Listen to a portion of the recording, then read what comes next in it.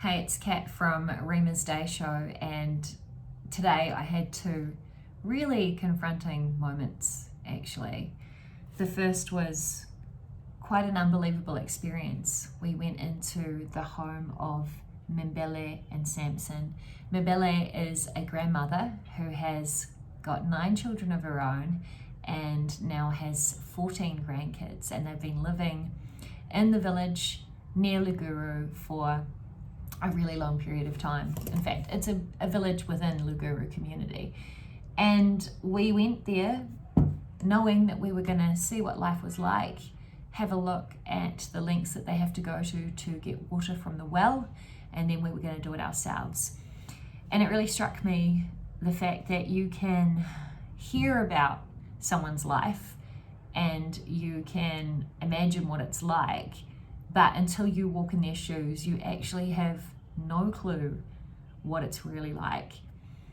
And today, Bjorn and myself tried it. We went there, we followed the instructions, and we did the walk to the well. And imagine this, you are walking through kind of uneven terrain, muddy, dodging cow poo, goat poo, sheep poo, and then you're walking for about 2 to 3 kilometers in the heat of the day, and then you get to a well, and it's quite deep. It's a deep well, probably 4 or 5, maybe 6 meters deep to the water surface. I don't know actually how deep it is to go down to the bottom, and you are retrieving 4 to 5 bucketfuls of water and pulling it up, hoisting it up to the top.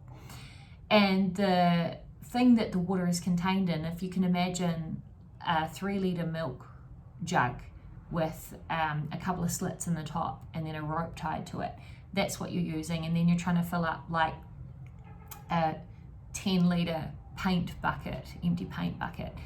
And that's what they do, and it takes about 4 or 5 lowerings of the bucket to fill up the paint bucket, which they then carry on their head, and it must weigh about, I would say, over 10 kilos, perhaps 20.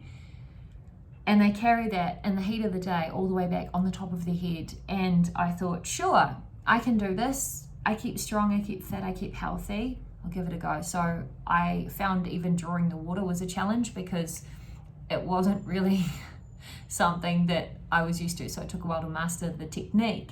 And then when I tried to put the bucket on my head, and you've got to kind of coil a towel around on the top of your head to create like a kind of donut shape for it to sit in.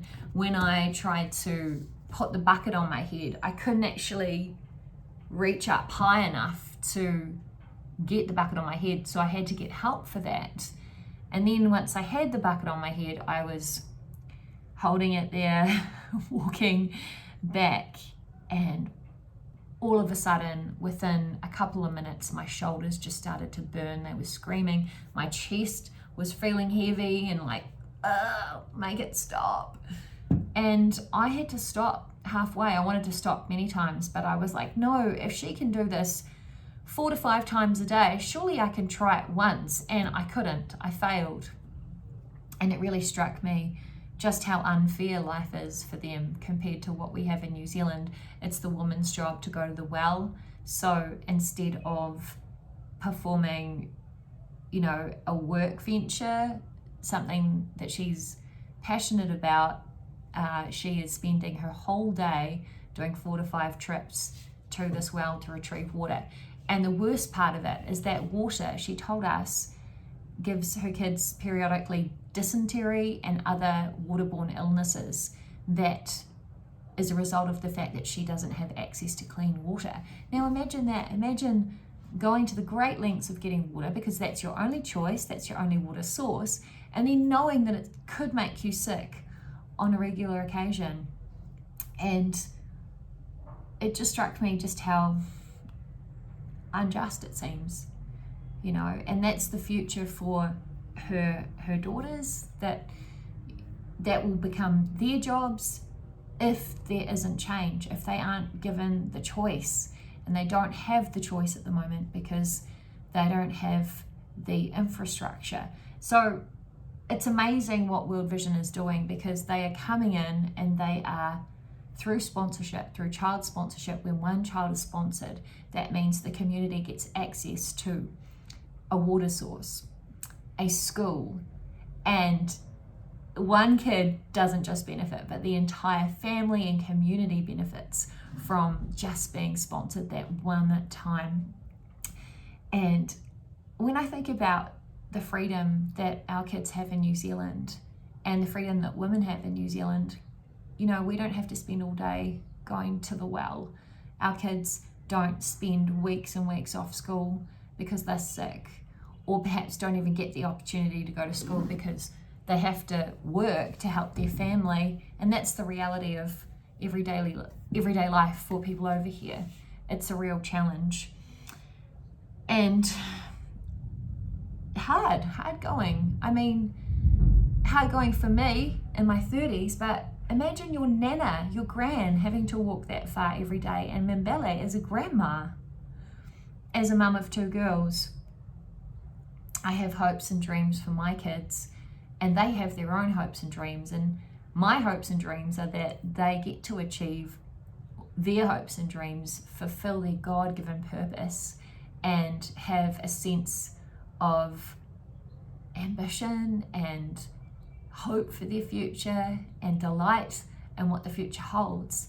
And what's amazing about the community is Mbele and her husband Samson, they were so humble, they welcomed us in, and they didn't see it as a burden. They are content with their circumstances, yet there is a real opportunity to enrich their lives through helping them live above the line, helping them have access to what should be a human right, which is water, helping them help their grandkids and future generations have the ability to dream and hope and fulfill those goals and ambitions, and not spend or squander their time having to go and fetch filthy water. It's sobering to think that if New Zealanders put their heart and mind and soul into helping another nation, that we could really create lasting change through child sponsorship. Just coming over here and seeing it face to face and seeing how much of a benefit it really makes, it's mind-blowing. And personally, I am so grateful that I've been able to see this, because having sponsored a child last year through the Chosen campaign, at the time it was awesome, but seeing it face to face, seeing just the real life-changing long-term benefits of World Vision coming into a community, giving them water, giving them the infrastructure, the schooling, and seeing how much of a change it really makes is awesome. And we got to go and see a school, the nearest school to Mbele and Samson's home, and a teacher called Benjamin was showing us around there and what World Vision provides. They built the school a while back, and inside there's a feeding room or a lunch room where he feeds the children, and there's porridge there, so they get porridge at lunchtime, which actually helps keep them at school, otherwise they might leave. And the teacher was talking about how it was a challenge to get the teachers there, and so at the moment it was just him teaching 324 children. 324 kids. Imagine a classroom size that big. But he was, happy and loving it, and the kids were filled with joy, and we got a wonderful warm reception. And we found out that a lot of them, when they grow up, they want to be teachers and doctors and presidents and just achieve all these amazing goals and dreams. And the wonderful thing about it is that it's possible. You can be a part of this. If you're listening and you're wondering, should I do it? Absolutely. I mean, for $52 a month, it's a real small price to pay when you break it up. It's basically, a couple of cups of coffee a week. If you could give up a couple of cups of coffee a week and see a child fulfill their potential, a child that may not even reach the life expectancy that they could without your help, but see them not only just survive but thrive and then continue to invest back into their community, then that is worth more than a lifetime of cups of coffee. That is priceless. And perhaps there's a child right now waiting to choose you to be their sponsor. Imagine that. You put your picture in, you've decided, yes, I can commit to $52 a month, and I want to be chosen to help enable a child to fulfill their hopes and dreams and give them the choice about their future. Give them the first choice to choose you of many choices. What an incredible opportunity that would be. And it's here, and it's simple. You can go to the website rhema.co.nz and click on the banner, and that'll take you straight to the chosen page.